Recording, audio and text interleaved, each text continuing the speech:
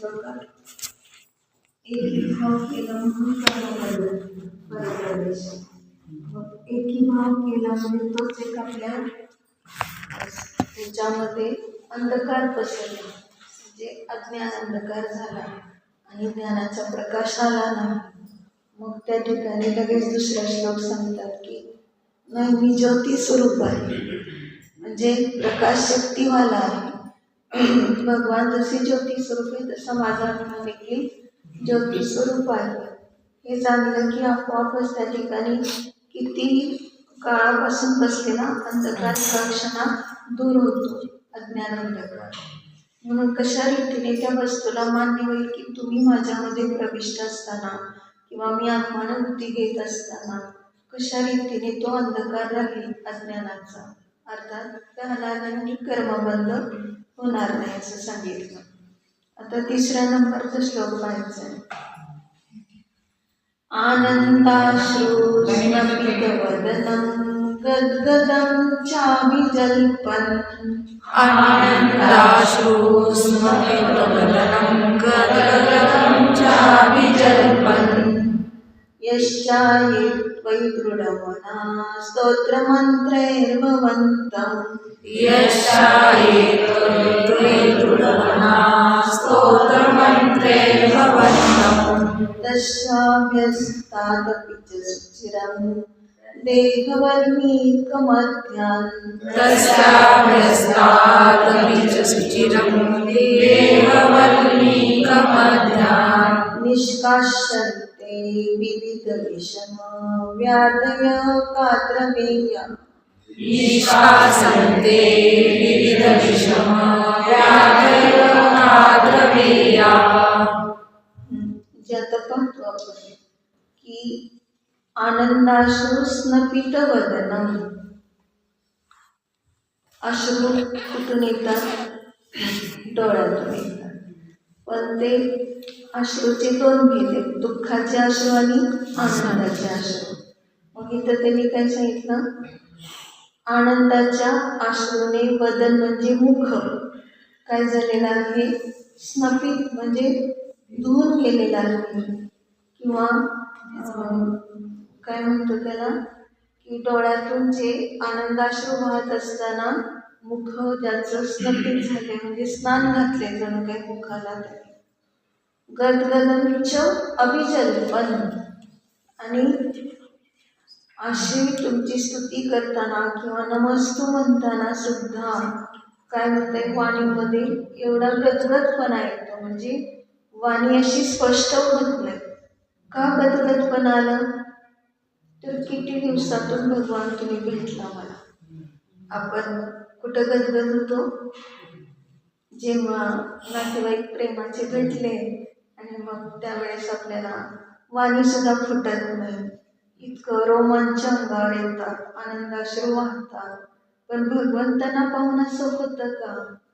तर होत नाही. म्हणून त्यांनी ह्याच्यात पण एक स्तोत्र घेतलेलं आहे, स्तुती अर्यत भक्ती म्हणून. तर त्या भक्तीमध्ये काय सांगितलं? वाणीं गदगदयन् वपुपुलकयन् नेत्रद्वयं च श्रावयन् मूर्धानं नमयन् करोमुकुलं चेतोऽपि निर्वापयन्. त्यात हा श्लोक असा आहे, वाणीं गदगदयन्. भगवंतांना पाहिलं की वाणीमध्ये गदगदपणा. वपुपुलकयन् आणि शरीरावर रोमांच होतात, पुलकित होतात ते जे रोम आहेत ते. आणि काय सांगितलं? नेत्रद्वयंच श्राव्य. आणि दोन डोळ्यातून अश्रू वाहतात. आणि काय सांगितलं? नेत्रद्वयंच श्राव्य मूर्धानं नमयन. आणि मस्तक सहित झुकत असताना करो मुकुलयन. आणि दोन हात असे जोडले गेलेले आहेत की मुकुलित झालेत, म्हणजे कमळाच्या कळीसारखे झालेले. कमळाची कळी कशी असते? म्हणजे मध्ये पोकळ असते आणि आपण हात चपट जर जोडला तर सगळं आत ठेवलं आणि पोकळ जर केलं तर सगळे आपले दुःख, आकुलता, विभाव, कर्म सगळं बाहेर पडतं. म्हणून करौकुलयम म्हटलं. चेतोपी निर्वापयन, आणि अंतःकरण मन देखील कसं झालंय, निर्वापयन म्हणजे संपूर्ण दुःखाने रहित, कसल्या प्रकारचे त्यामध्ये आता आकुलता नाही, निर्विकार होऊन मी तुमच्या ठिकाणी आले, असे भगवंतांना तो व्यवहारण्याने म्हणत असतो. आणि तसं म्हटल्यानंतर काय सिद्ध झालं की आता इथं पण एकीभाव स्तोत्रामध्ये हा 3रा नंबरचा श्लोक सांगताना भगवंतांची जी स्तुती करत आहे, तर असं वाटतंय की भगवान खरोखर मी तुम्हाला म्हणजे रोज आपण 2 वेळा दर्शन करत असतो, परंतु खूप म्हणजे अगदी अंतःकरणपूर्वक भक्तिपूर्वक भेटलो नाही भगवंतांना, म्हणजे दर्शन केलं नाही, आणि म्हणून आपलं दुःख काही दूर झालं नाही. आणि त्यासाठी मग आता त्यांनी असं म्हटले की खरोखर आता मी तुम्हाला असं पाहतो तर माझे 2 डोळे सफल झालेले आहेत. ते तुम्हाला पाहत असतानाच आता या ठिकाणी ते डोळे कुठेही दुसरे विभाव वगैरे पाहण्यासाठी फिरणार नाही, म्हणून आनंदाश्रू म्हणजे 2 डोळ्यातून आनंदाचे अश्रू वाहतात ह्या कारणाने सांगितलं. आणि दुसरी गोष्ट सांगितली की आता वाणी सुद्धा माझी तत्वज्ञानाला सोडून किंवा तुमच्या स्तुतीला सोडून अनेक ठिकाणी कुठेही जाणार नाही, म्हणून आता वाणीमध्ये कंप आलेला आहे.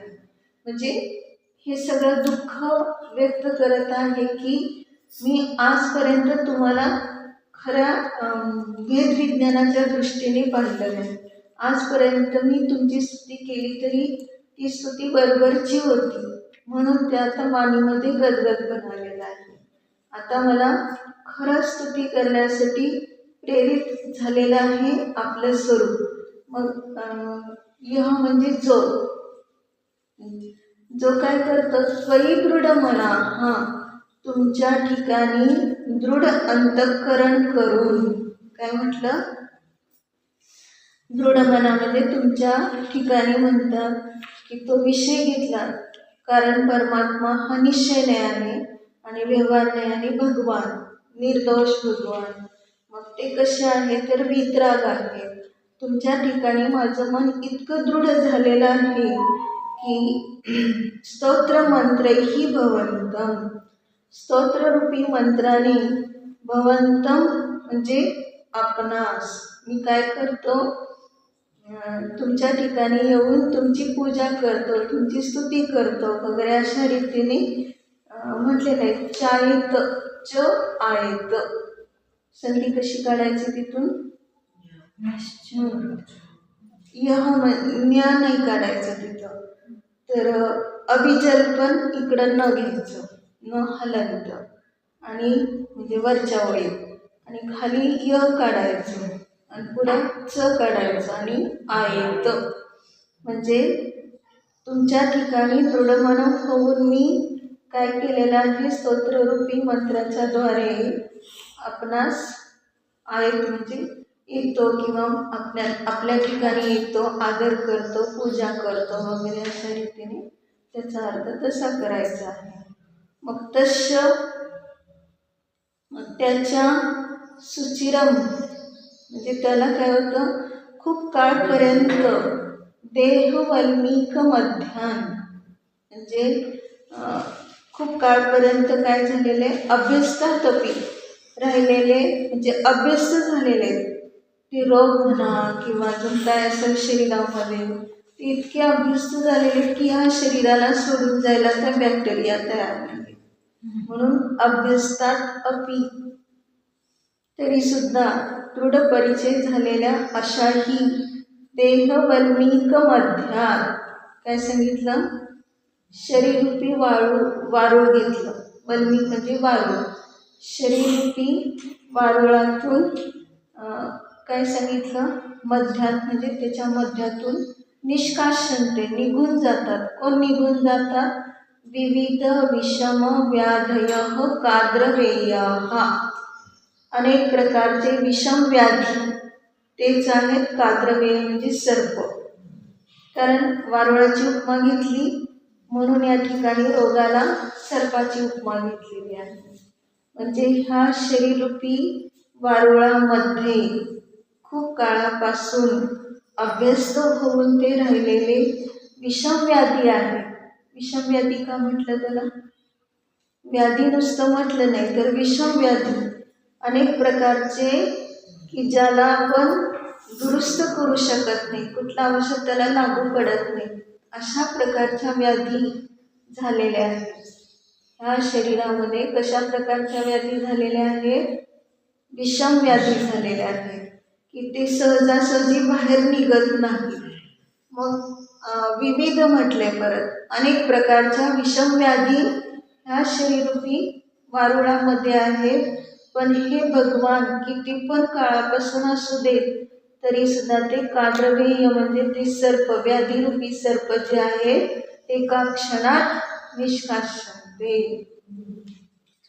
जे तुमच्याकडे येतात त्यांचे एका क्षणात त्या व्याधी निघून जातात, जे राहतच नाही. अनेक प्रकारचे दुस्साध्य रोगरूपी काद्रवेय म्हणजेच सर्प निष्कासन ते निघून जातात.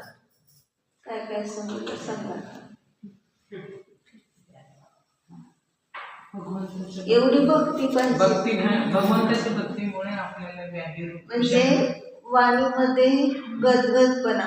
भगवंतांना पाहिलं की वाणी इतकी कंपवते की आपण तर अगदी जोर जोरात निसंग म्हणत जातो. आपल्या आवाजाने दुसऱ्याला देखील काय होईल? बाधा येईल असं बोलतो. आपल्या वाणीला असं कुठं कंप आहे किंवा असं भगवंतानं पाहिलंय आणि आता आपण बोलू शकत नाही. म्हणजे पहिल्यांदाच कोणतं घेतलं ह्यात पद? आनंदाश्रू. आनंदाचे जे अश्रू आहेत मग त्या आनंदाच्या अश्रूने मुख ओलं झालेलं आहे. मुख बदन म्हणजे मुख आणि स्नपन म्हणजेच ओलं झाले किंवा त्याने धुवून टाकले मुखाला त्या आनंदाश्रूने. मग या ठिकाणी ही उपमा का घेतली एवढी? म्हणजे एवढं तेवढं नाही तर मुख ओलं होईल एवढं, स्नान केलं जाईल एवढं, तिच्या डोळ्यातून अश्रुधारा थांबतच नाही अशा प्रकारचं. मग ते आपण म्हणतो अश्रू आले तर कर्मबंध होतो. मग या ठिकाणी कसं काय शुभ परिणाम आनंद हा शब्द वापरलाय ना, तिथं कसं लावायचं तर आनंदाचे अश्रू म्हणजे अश्रू नसतात ते काय असतं की डोळ्यामधून सुद्धा डोळे सफल झाले. म्हणजेच काय की आजपर्यंत ज्या डोळ्याने नको ते काम केलं, विभाव केले आणि जीवजंतू पाहिलं नाही, शास्त्र वाचन केलं नाही, अशा प्रकारचे ते डोळे आज भगवंत तुम्हाला पाहिल्यावर सार्थक झाले हे सांगायचे त्या ठिकाणी. तृप्ती झाली. हा मग इतका आनंद झालेला हा म्हणजे अनिमेष नेत्राने तुम्हाला पाहिलं तर काय होतं असं सांगितलं. तसं या ठिकाणी फक्त बाहेरच्या शरीरावर घटवायचं नाही आता. कारण समयसारमध्ये काय सांगितलंय की जर तुम्ही शरीर आणि आत्मा भिन्न आहे असं म्हणता तर मग भगवंतांची स्तुती व्यर्थ होईल. तुम्ही शरीराची स्तुती करताय आणि नाही व्यर्थ होत नाही म्हटलं स्तुती तर मग शरीर आत्मा एक आहे असं माना, अशी शंका करायची शंका आहे. मग त्यावेळेस त्या ठिकाणी आचार्यांनी खूप सुंदर उत्तर दिलंय. तुम्हाला वाटतंय आम्ही शरीराची स्तुती करतो पण ती शरीराची स्तुती नाही तर ती गुणांची स्तुती आहे. कारण त्याच्या माध्यमातून आम्ही पाहतो जसं त्याच्यात काय सांगितलेलं होतं की अताम्र नयनोत्पलम सकल कोपवन्यर्जया. तुमचे डोळे लालिमेने रहित आहेत किंवा डोळ्याच्या पापण्या हलत सुद्धा नाही, म्हणजे एवढ्या स्थिर झालेल्या आहेत. मग याच्यातून दाखवलं काय तर लालिमेने रहित म्हणजे क्रोध निघून गेलाय. सकल कोप वन्यर्जय, क्रोधरूपी अग्नीवर तुम्ही विजय प्राप्त केला हे ह्याच्यातून दाखवलं. डोळे कसे आहेत? लालिमेने रहित. आणि आता टिंकार रहित म्हणजे पापण्या हलत नाही, म्हणजेच तुम्ही आता कटाक्ष बाण सोडत नाही. कामाने तुम्ही व्यथित झालेले नाही, म्हणून तुमचे डोळे असे स्थिर झालेले आहेत. त्या ठिकाणी पापण्या देखील हलत नाही, म्हणजेच निष्काम स्वरूपाचं तुम्ही एवढं हे केलेलं आहे की आता त्या ठिकाणी कुठल्याही कामाचा उद्रेक किंवा वेगाचा उद्रेक होत नाही असं दाखवायचं तिथं. पण आपल्याला हे वाटतं की बघा भगवंतांचे डोळे एवढे सुंदर आहेत, भगवंतांचं एवढं सगळं अवयव चांगले आहेत, मग आपल्याला का तसं असू नये. कोणी लगेच शरीराच्या अवयवाकडे जातो, पण नाही, ते अवयवांची स्तुती नाही, शरीराची स्तुती नाही, तर ही स्तुती कशाची आहे? तर गुणांची आहे. म्हणून तुम्हाला पाहिल्यावर आनंदाश्रूंनी इतकं उच्चंबळून आलं की मी अजून हा संसार शिकलात आणि तुम्ही तर पोचला. मग तुम्ही कल्याण करून घेतलं, मी कसं काही बसलो इथं, ह्यासाठी त्याला ते वाटू लागले की खरोखर भगवान तुम्हाला पाहिल्याबरोबर आता माझ्या स्वरूपाचं भान आलं. म्हणून त्या ठिकाणी आनंदाश्रू म्हटलं. आता वाणी गदगदे ह्या काय म्हटलं त्याला? वाणीमध्ये कंप येतो म्हणजे काय?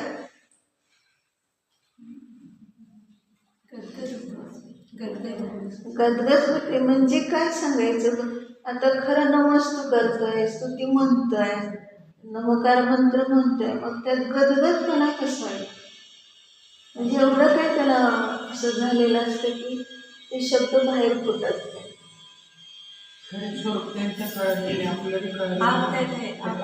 तर ह्याच्यातून दाखवायचे भगवान तुम्ही तर किती जरी भक्त आले तुमच्याकडे तर तुम्ही एका शब्दानेही बोलत नाही, हे दाखवायचे. म्हणजे अशब्द स्वरूप आहे हे मला समजलं. तुम्हाला पाहिल्यानंतर तुम्ही एवढे न्यायिक आहात की तुम्ही अशब्द स्वरूप आहात आणि अशब्द स्वरूपाला जाणण्यासाठीच मी आज तुमच्याकडे आलेला आहे. म्हणून आता वाणीसुद्धा स्तुतीसाठी गदगद होते. नमकार मंत्र म्हणायचं म्हटलं तरी गदगद होते. म्हणजे मी बोललो ते सगळं अशुभच बोललो आजपर्यंत आणि कधी तुमच्याकडे येऊन स्तुती केली नाही, काही त्या शब्दामध्येच इतकं रमलो. कोणी ते आपल्याला अपशब्द बोलला तर त्याच्यामध्ये आम्ही खूप दुःख केलं, किंवा कोणी चांगलं बोललं, आमची कोणी स्तुती केली तर अहंकार केला. अशा रीतीने हे सगळं नाही आपलं स्वरूप हे तुम्हाला पाहिल्यावरच कळलं. म्हणून वाणीमध्ये आता काय झालं? गदगदपणा. आता पुढं काय सांगितलं? यशायच त्वयि दृढ मन. मग तुमच्या ठिकाणी जो दृढ मन करून येतो म्हणजे तुम्हाला पुजतो किंवा तुमची स्तुती करतो, तुमचा आदर करतो, मग त्याचं काय होतं सांगितलं? स्तोत्र मंत्रे भवंतम. कशाच्या द्वारे? स्तोत्ररूपी मंत्र. म्हणजे जे काही स्तोत्र किंवा स्तुती आहे तेच एक मंत्र आहे. स्तोत्र आणि मंत्र यात काय फरक आहे? स्तोत्र काय आहे? स्तोत्र ही वचनाने जी काही स्तुती आहे तर ती वचनाने स्तुती केली जाते. तर ते वचन सुद्धा कसे आहेत? फुलगलित आहे. पण मंत्राने मुग्ध होतं. मंत्र म्हणजे मंत्रित होतं, म्हणजे मुग्ध होतं. मग या ठिकाणी मंत्र म्हणजे कोणता मंत्र घेतला? मी इतकं मुग्ध झाले की मला असं वाटत नाही की मी खूप चांगली तुमची स्तुती करतोय किंवा माझं आता चांगलं होईल वगैरे असं काही वाटत नाही. मी इतकं मुग्ध झालंय तुम्हाला पाहून की आता तुमच्या ठिकाणी येऊन फक्त वितरात्रीचाच आदर कर. त्यानंतर पुढं काय सांगितलं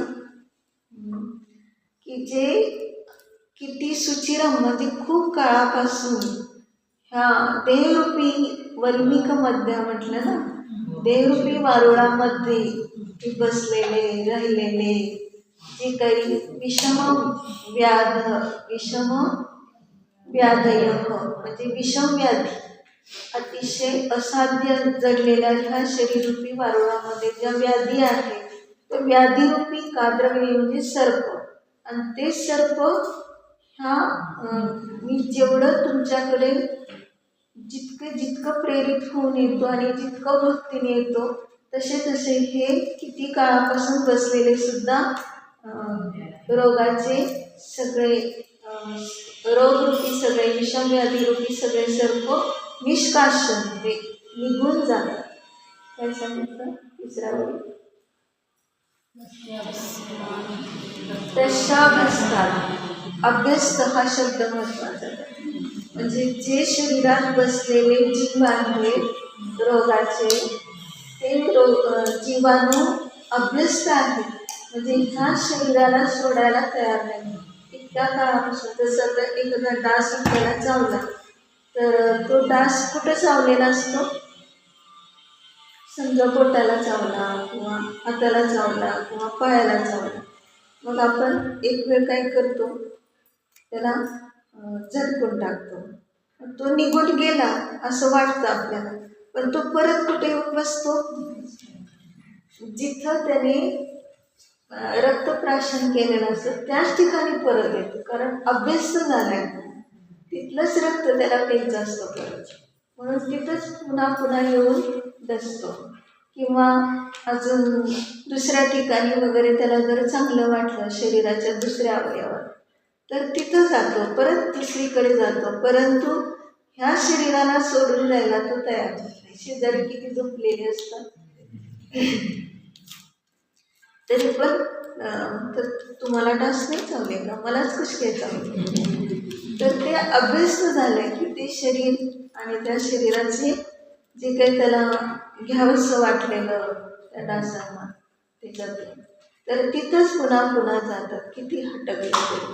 मग तसं या ठिकाणी अभ्यस्त झालेले चिरकाळापासून अभ्यस्त झालेले हे शरीररूपी वारुळामध्ये राहिलेले जे कोणी विषम व्याधीरूपी सर्प जे आहेत तर ते निष्कासन ते केवळ तुमच्या भक्तीने निघून जातात. हे व्यवहार न्यायाने सांगितलं. आता निश्चय न्यायाने कसं लावणार? भगवंताविषयी लावलं ते फक्त आता आपल्या आत्मस्वरूपाविषयी लावायचं, वेगळं काय नाही करायचं. म्हणजे काय करायचं आता? आनंद अश्रू घेतलं ना. अश्रू म्हणजे काय घेणार आता इथं?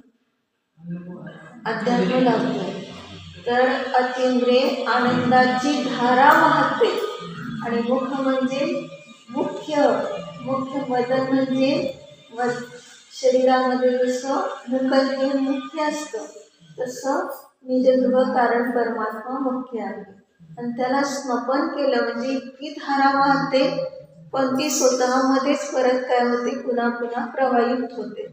असं नाही की ती जास्त झाली आहे म्हणून कोणाला तरी देऊन ती धारा होऊ शकत नाही. एक द्रव्य दुसऱ्या द्रव्याला काही करत नाही. जसं प्रत्येक भक्त येऊन मंदिरामध्ये आनंदाश्रू ढाळत बसेल, मग ह्याची दुसरे कोणी आपल्या परिवारातले आले तर आपले अश्रू दुसऱ्याला दे, तुम्ही पण आनंदाश्रू ढाळा.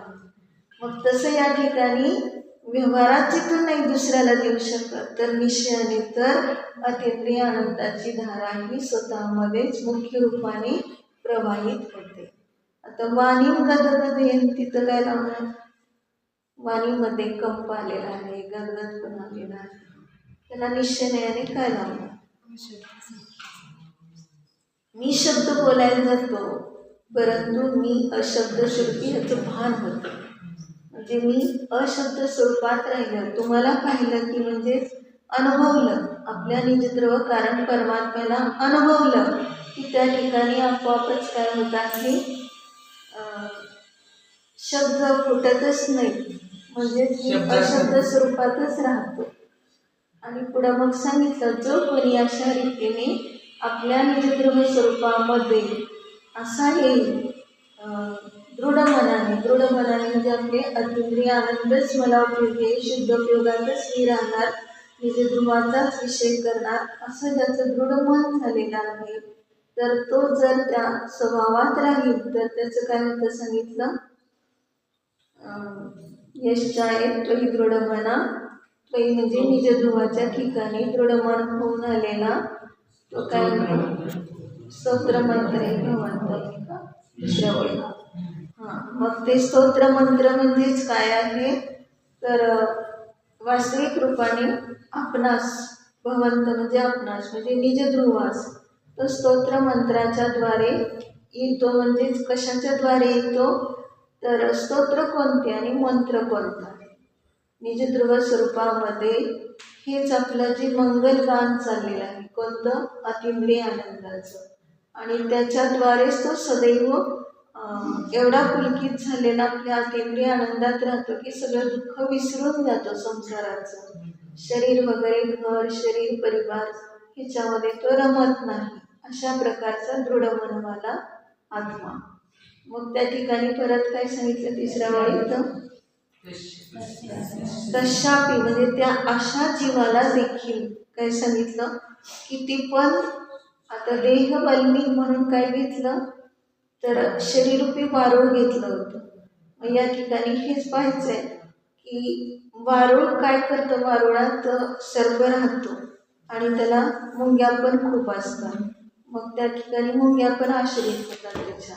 मग या ठिकाणी देह म्हणून काय आहे, तर वास्तविक रूपाने हा देहरहित झालेला आत्मा देहरहितच आहे. आणि त्या कारणाने त्याच्यामध्ये जे वारूळ आहे ते वारूळ जन्म जरा मरणाचे वारूळ आहे. आणि त्यामध्ये किती प्रकाराने दुःख, मुंग्या म्हणजे खूप दुःख आहे, आणि त्या सगळ्याला एक आटोक्यात आणणारा हा सर्प मोठा आहे. त्या ठिकाणी कोणता, भावरोग जडलेला. आणि तो भावरोग जडलेला इतका असाध्य, अनादी काळापासून किती जन्म मरण करत आलो, किती शरीरात राहत आलो, या शरीरातून त्या शरीरात, तरी सुद्धा अजून विरक्त झालो नाही. म्हणून हे भावरोग जे जडलेले आहेत, भावरोगापेक्षा भावरोग आहे, तर तो अतिशय असाध्य म्हणजे विषम आहे. आणि तशा प्रकारचा सुद्धा तो त्या वारुळाला सोडून जातो. निष्काशन ते म्हटलं ना, देह म्हणजे देहातून ते कोण निघून गेलं, देह म्हणजे आपला ज्ञानदेह.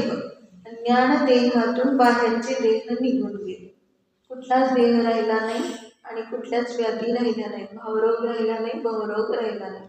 अशा रीतीने सहज परमशांतीला प्राप्त होण्याची योग्यता असणारा हा आपला कारण परमात्मा सदैव विद्यमान असताना आपण परद्रव्यात इतकं रमतो, आणि त्यामध्ये परत असं झालं तसं झालं वगैरे तिची कथा पण किती करतो.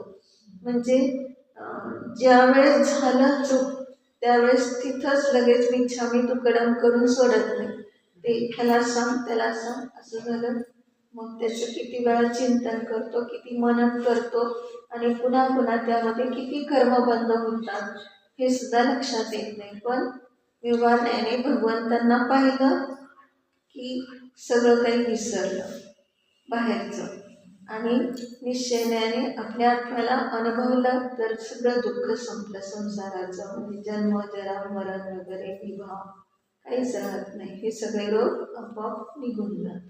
भावरोग परत म्हणत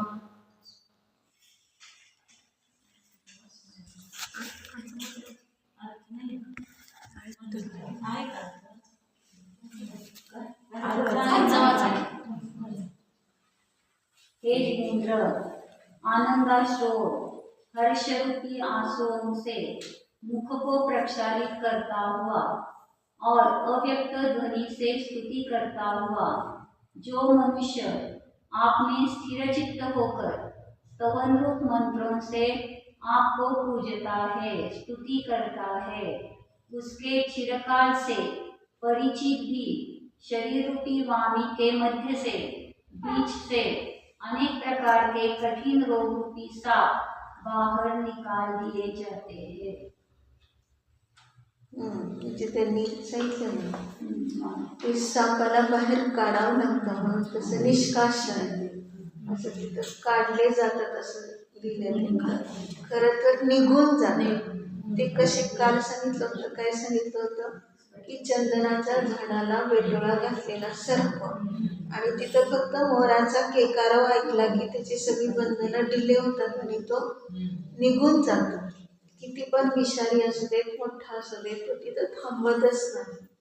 मग तसं या ठिकाणी शरीररूपी वारुळातून हे सगळे विषम व्याधीरूपी सर्प निघून गेले केवळ तुमच्या ठिकाणी राहिलो तर तुमची भक्ती केली तर असं व्यवहाराने निश्चयाने आपल्या आत्म्याला जाणलेलं असताना हे सर्व